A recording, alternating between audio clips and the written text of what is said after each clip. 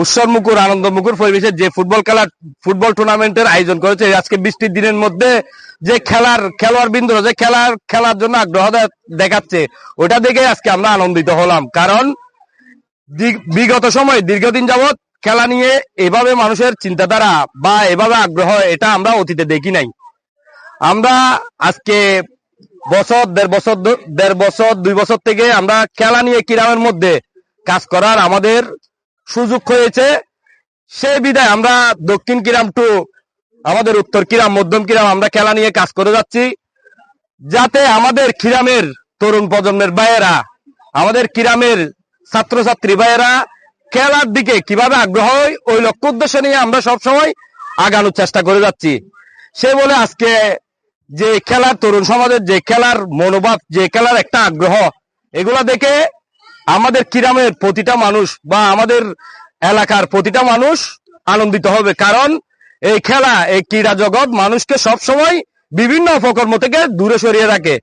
আমরা চাই আমাদের তরুণ প্রজন্মের ভাইয়েরা যারা স্টুডেন্ট লেখাপড়া করতেছে তারা স্কুলে ফিরে যাক, এবং যারা বা স্কুলের লেখাপড়ার পাশাপাশি বা আমাদের তরুণ ভাইয়েরা অন্যান্য কাজের পাশাপাশি খেলা নিয়েও আমাদের এখানে খেলা নিয়েও চর্চা করুক, খেলা নিয়েও সবসময় আগ্রহ দেখাক। এটা আমরা সবসময় এই লক্ষ্য উদ্দেশ্য নিয়ে আমরা কাজ চালিয়ে যাচ্ছি। আমরা আপনারা জানেন হয়তোবা আমরা আগামী 26 তারিখ আমরা চাচ্ছি আমাদের ভাইয়েরা এখান থেকে যারাই ভালো খেলবে, আমাদের ভাইয়েরা আমরা কিরামের একটা টিম গঠন হোক, কিরাম ফুটবল একাদশ। ওই টিমের মধ্যে যারা ভালো খেলবে তারা ওই টিমের মধ্যে খেলুক, এবং পাশাপাশি যারা থাকবে তারা ওই টিমকে সহযোগিতা করুক।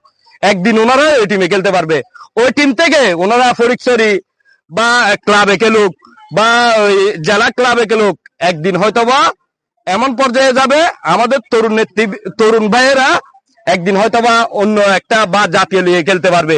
আমরা ওই আশাটাই করি। কারণ জাতীয় লিগে যদি কোনো এক সময় যদি আমাদের একজন ভাই খেলতে পারে, ওইটা আমাদের অহংকার হবে, আমাদের গর্ব হবে, আমাদের কিরামের অহংকার হবে। আমরা এই লক্ষ্য নিয়ে কাজ করে যাচ্ছি। আমাদের দেশ নায়ক তারেক রহমান, বিএনপির প্রধানমন্ত্রী তারেক রহমান, উনিও এই ক্রীড়া জগতের দিকে আমরা দেখতে পাচ্ছি, ক্রীড়া জগতের দিকে খুব আগ্রহ নিয়ে কাজ করার চেষ্টা চালিয়ে যাচ্ছে। আমরা চাইবো আমাদের প্রতিটা এলাকার ভাইয়েরা আমাদেরকে সহযোগিতা করবেন, ওনার লক্ষ্য উদ্দেশ্যকে যাতে আমরা সফল করতে পারি সেভাবে আপনারা আমাদেরকে সহযোগিতা করে যাবেন।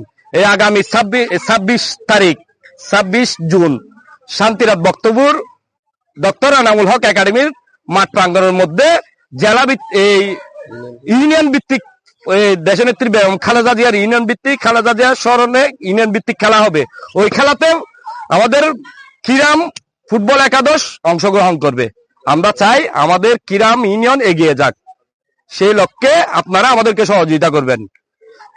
ওই ফুটবল একাদশে আপনারা সবাই যারা ফুটবল একাদশের বর্তমান সময়ে ওই কিরাম ফুটবল একাদশের নিয়ে কাজ করে যাচ্ছেন, আমরা চাই ইকবাল আছে, এরপরে সাকিব আছে, ওই হসারগার্ডের আনিস আছে, বা এরা যারা কাজ করে যাচ্ছেন, আপনারা ওনাদের সাথে পরামর্শ করে যারা ভালো খেলেন তাদের সাথে যোগাযোগ রাখবেন। যোগাযোগ রেখে কিরাম ফুটবল একাদশ কিভাবে একটা শক্তিশালী টিম গঠন হয় সে লক্ষ্য নিয়ে আপনারা আমাদেরকে সহযোগিতা করবেন।